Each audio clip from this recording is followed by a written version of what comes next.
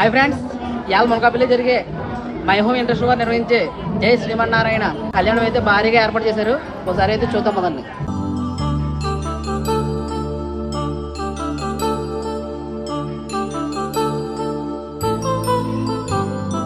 Kalyanam Vaibhogam ఆనందరాగాల శుభయోగం.